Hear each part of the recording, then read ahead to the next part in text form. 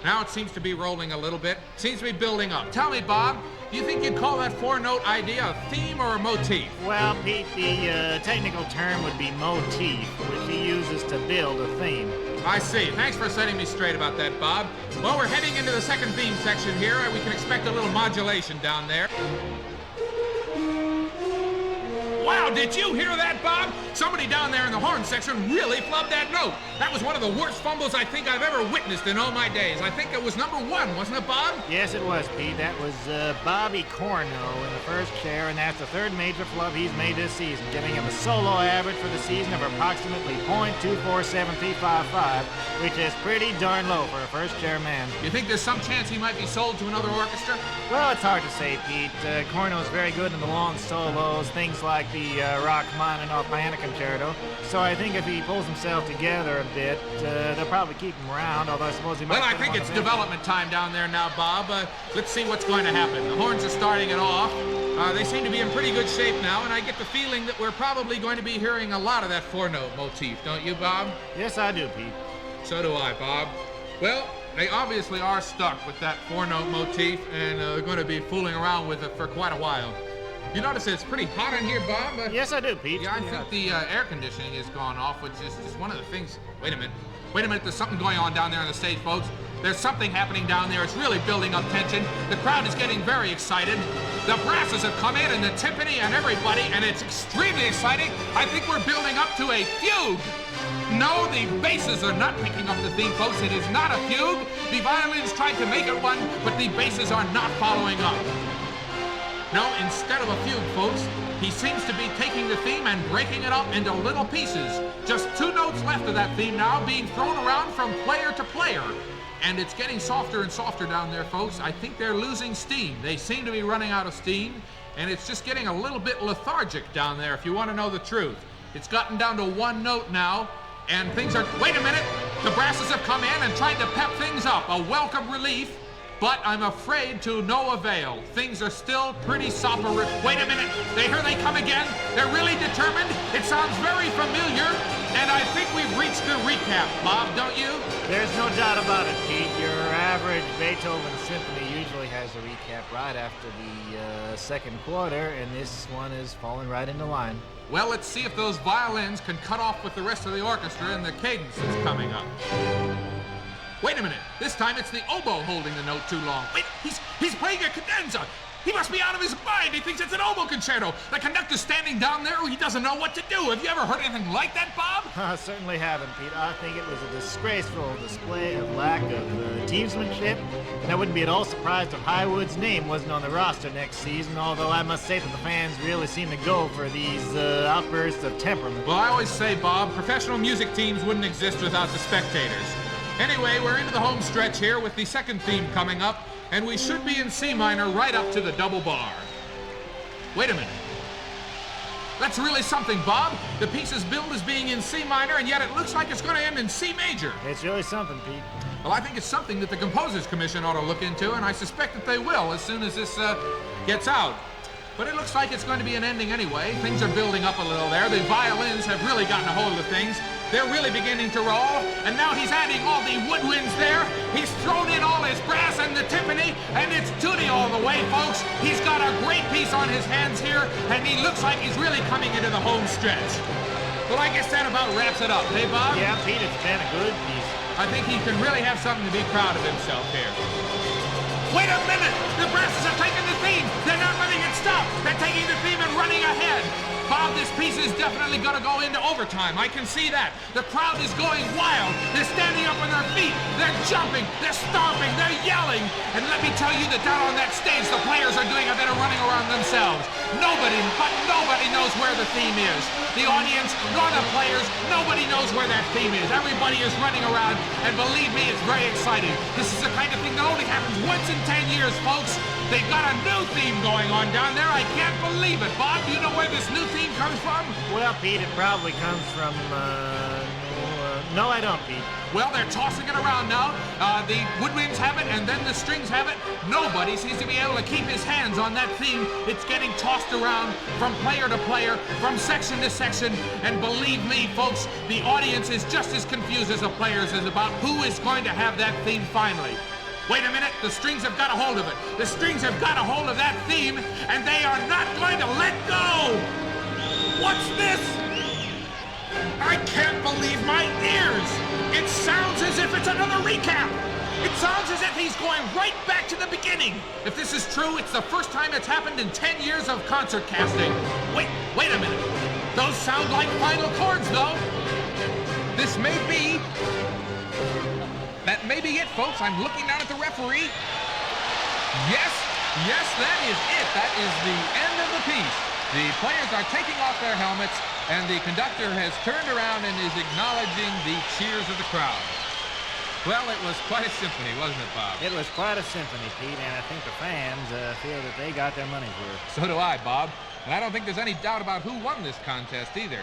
As a matter of fact, I wouldn't be surprised if the critics slap a stiff penalty on some of the players, particularly Bobby Corno. Neither would I, Pete, and of course this was a very important victory for Heilige Dankesang, since it puts him right up there at the top of the Conductors League. That's right, Bob. That means that he'll be up against the Fargo-Moorhead Symphony in the World 12-Tone Series next month.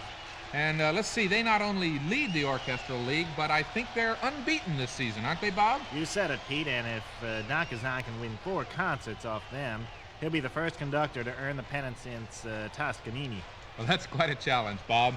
Now I think I'd better be heading down to the locker rooms to have a chat with Dankesang himself. Well, Pete, I think he was supposed to be doing a baton commercial after the concert, but why didn't you give it a try? I'll do that, Bob. So for now, this is Pete Schickele And Bob Dennis signing off for the wonderful wide world of notes. WOOF gives you the time of day. At the sound of the tone, the time will be exactly 8:23.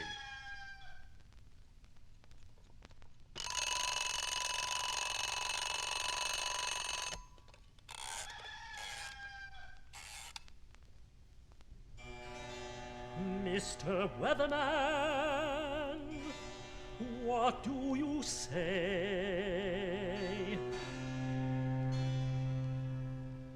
Will it be nice,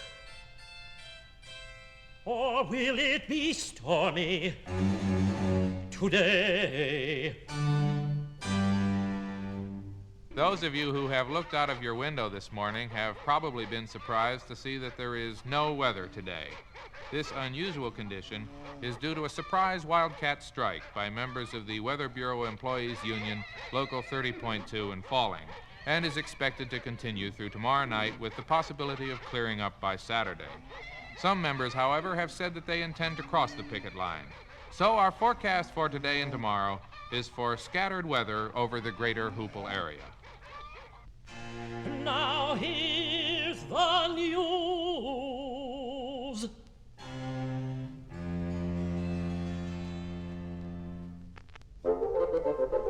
The news is brought to you by the Hoople Scoop. And let's see what we have today. A bridge under construction in southeastern Kansas City collapsed today, spilling 35 men into tons of fresh concrete. 18 were taken to hospitals, but none was critically injured. That's our headline story for today.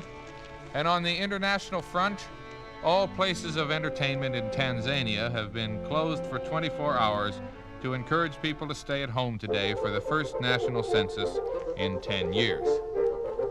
Now let's take a look at a report from the West Hoople stockyards. Hogs, 1,000, barrows and gilts steady, 1 to 3, 210 to 250 pounds, 21.25 to 21.50. 2 and 3, 250 to 290 pounds, 20.25 to 21.25. Number 3, 290 to 300 pounds, 19.75 to 20.25. Medium 1 to 3, 160 to 200 pounds, 20 to 21. Now the New York spot quotations on eggs: standards 24 to 26, checks 16.5 to 17. Whites extra fancy large to 30.5 to 32.5. Fancy medium 23 to 24. Fancy large 29.5 to 31. medium 22 to 23, and smalls 16.5 to 17.5. And that's the news for today from the Hoople Scoop.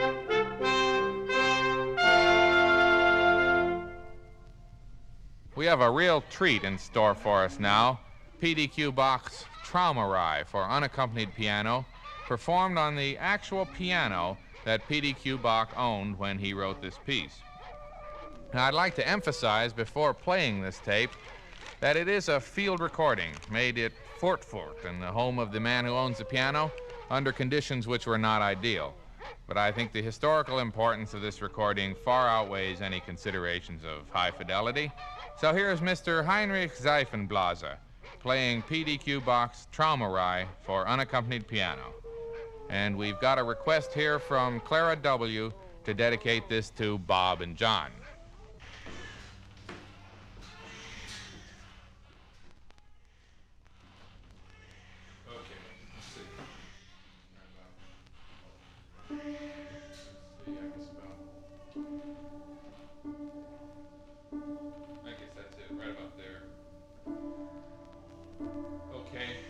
Could you start at the beginning again, please? That's it.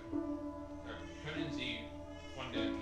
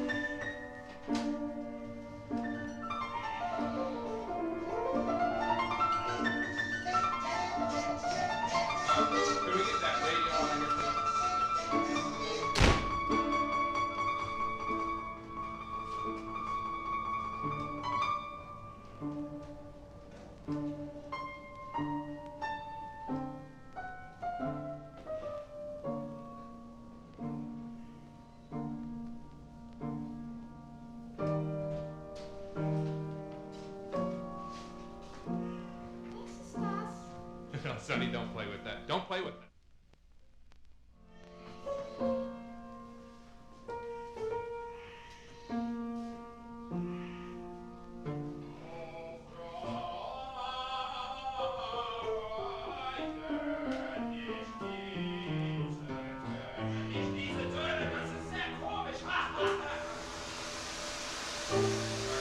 Maybe that vacuum cleaner can be moved out of the...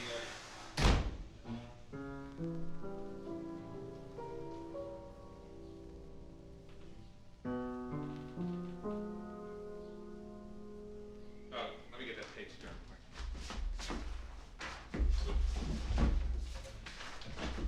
Okay.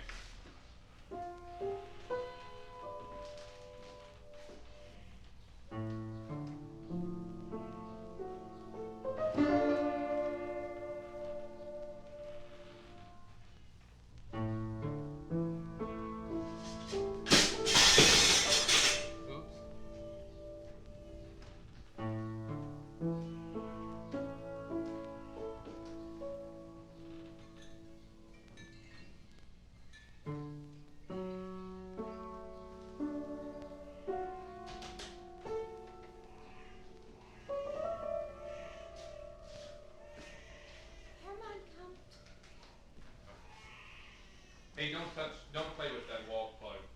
Now, Frau Brown, did you tell your little boy not to play with the wall plug? I'm afraid he might pull it out. W-O-O-F, Hoople. That was the sound of P.D.Q. Bach with his Traumerei for unaccompanied piano, Mr. Heinrich Seifenblaser at the keyboard.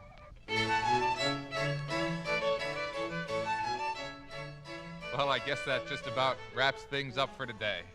And I hope you'll be joining me next week, when in all likelihood I'll be bringing you yet another Report from Hoople.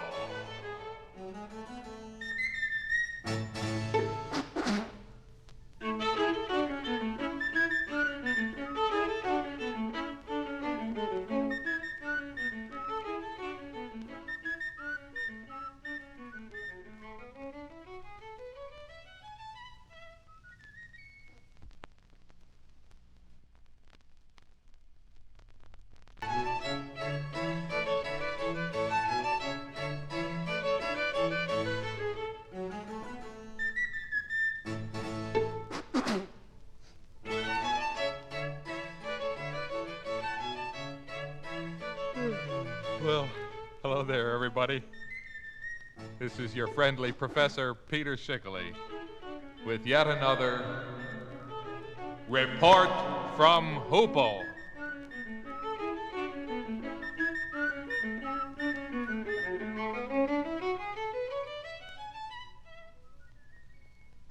Well, here we are again with another program of fine music and P.D.Q. Bach.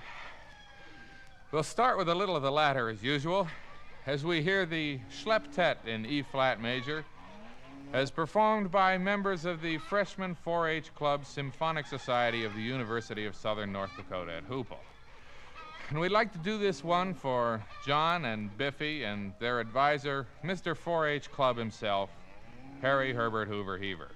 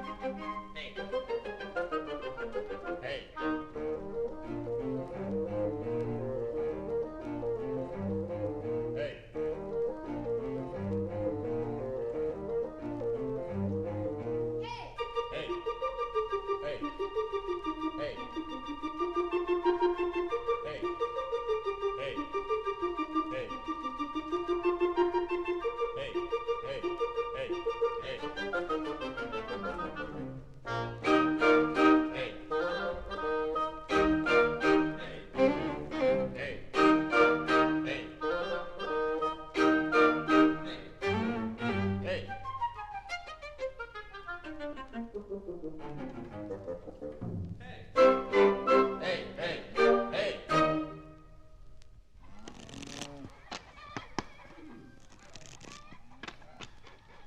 And that was P.D.Q. Bach's Schlepptet in E-flat major, performed quite enthusiastically, I think, by students at SNDU at H.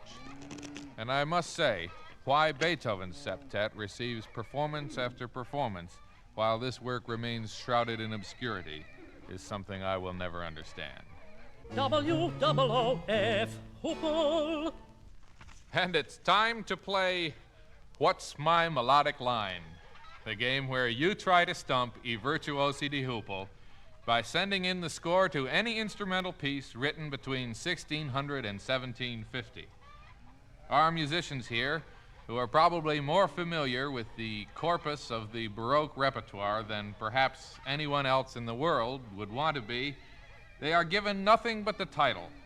And if they are unable within 1 minute to begin playing the opening section of the work, the listener who sent the piece in receives a beautiful painted plaster bust of Giuseppe Torelli and becomes eligible for the grand prize presented at our annual Baroque bingo banquet of the complete works of Vivaldi recorded on convenient 45 RPM records, which will be sent out one a week with the compliments of WOOF over a period of 35 years. Now today we have a very interesting coincidence. 3 listeners have sent in works by the same composer. That composer is Arcangelo Spumoni.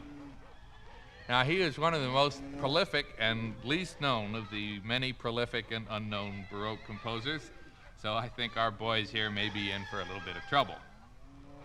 Well, I'm looking at them now through the big plate glass window that separates the announcer's studio from the music studio, and they have their instruments ready, so let's get started. Our first piece was sent in by Thorn Thornson from over there in Beulah, and he wants to see if you fellows can play Spumoni's Concerto Grosso in F major, Opus 2, number 537. Well, they're conferring now among themselves. Arcangelo Spumoni was born in 1605 and flourished around 1700. He was a pupil of Vivaldi and distantly related to Casanova's mother, Bossa Nova. And this concerto is subtitled La Primavera. Until recently, it was referred to, when referred to at all, as the Spring Concerto. However, a recent paper by Professor Paul Berer, published in the current issue of the Musical Hind Quarterly, reveals that Spumoni was married twice during his life, both times to women named Vera, making it clear that the subtitle is in fact a dedication to his first wife. Well, I've gotten the signal from I virtuosi now, so let's see what they come up with.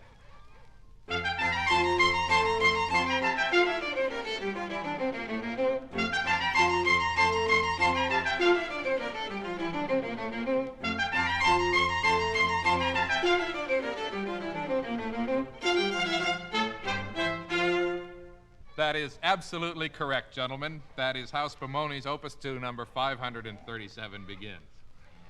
All right, now next we have a piece sent in by Miss Sarah Saracen, who lives in Plum Coulee up in Manitoba.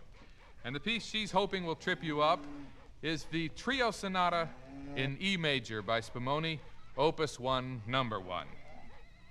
Okay, the boys are already ready, so let's hear it.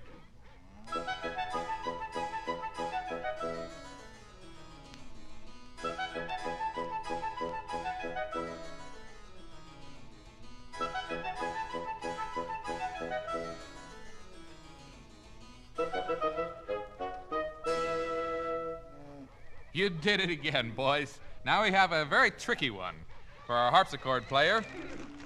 It was sent in by Sonny Sunson from Zap, and he wonders if you can remember the first of Spumoni's 3-part inventions, Opus 6, number 4 to the power 9. Be careful now, Gerald. Do you think you know how it goes? Oh, no. No, you fell into the trap, Gerald. Gerald, you fell into the trap. That's the first of the 2-part inventions, which were written at about the same time, but show him the 3-part inventions. see. That's right. That's number one of the three-part inventions. Well, Mr. Sunson, you really stumped him. And you'll be receiving your plaster bust of Torelli, and your name will be put in the hat for that grand prize next December. Sorry about that, Mr. Thornson and Miss Saracen. You failed to stump you, virtuosi, but we'll be sending you our consolation prize, the Toscanini recordings of the 9 Beethoven symphonies. I hope you try again, and better luck next time. It's all part of the fun on What's My Melodic Line? WOOF gives you the time of day. At the sound of the tone, the time will be exactly 8:14 and 23 seconds.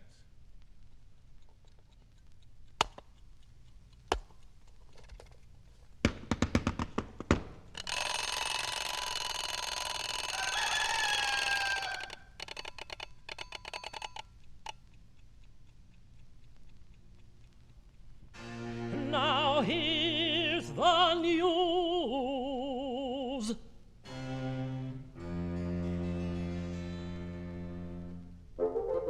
And let's see what the big stories are in today's Hoople Scoop.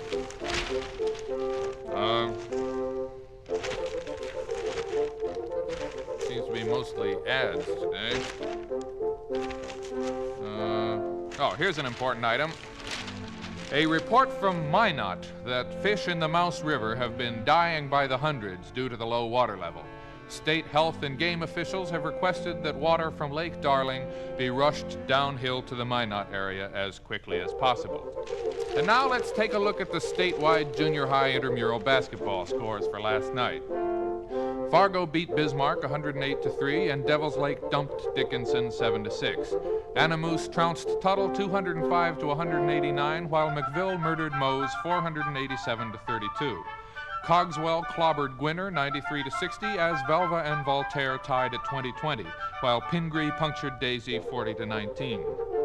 Cannonball flattened Frida 206-106, and Donnybrook squeezed out Air 503-501. Meanwhile, Vang was victorious over Menango 2-1, overly overwhelmed Napoleon 18-12, Gackle and Fingal were even at 7-up, and Beulah bowed to Burt 20-1. And that's the news from the late city edition of the Hoople Scoop.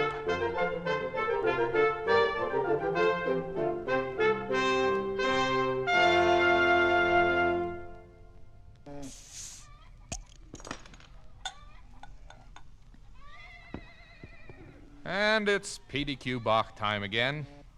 And this time we're going to hear the Fugue in C minor for Calliope 4 hands, Schickele number 3.14. This piece is sometimes known as the Toot Fugue, and we will now hear it performed by the famous four-handed organist Emanuel Pedal, playing on the chamber or indoor Calliope of the Grindig Family Circus at Eagle, Austria. And this is for Carl and Philip and Manny and all the rest of the gang down there at the King's Court Motel.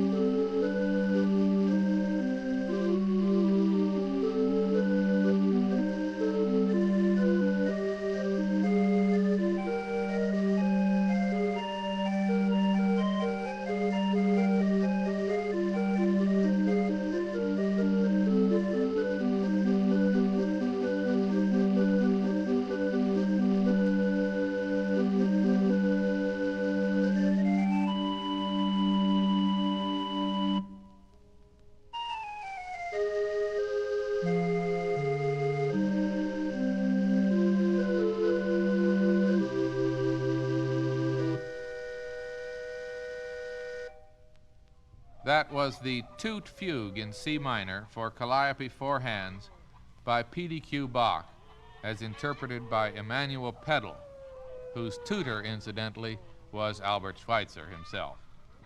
And I think if one compares this work to the awkward contrapuntal exercises of early 19th century composers, Beethoven, for instance, one cannot help but be convinced of the superiority of even the lesser Baroque masters.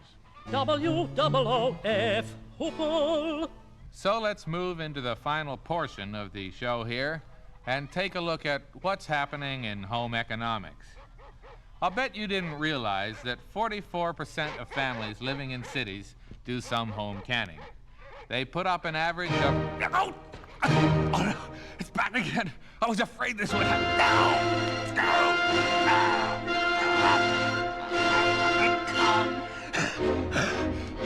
It's going away. I don't care what they say. I don't care what he does. Nothing can make me say I like Beethoven's symphonies. No! No! No! No! Put on a commercial.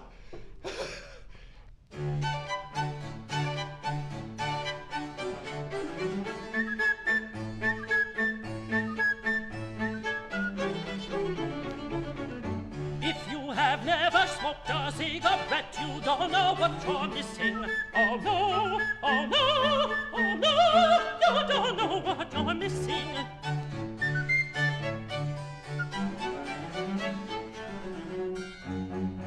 Is your nose all rough from taking snuff? You know it will get rougher. A PDQ will prove to you that you needn't suffer. You really needn't suffer. My special blend will give no end of reason to be jolly. A recipe that came to me from Sir Walter Raleigh, the great Sir Walter Raleigh.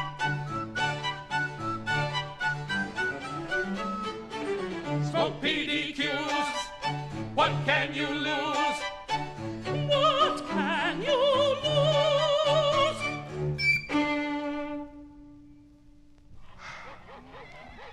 Well, I will say this, that considering his handicap, Beethoven did pretty well.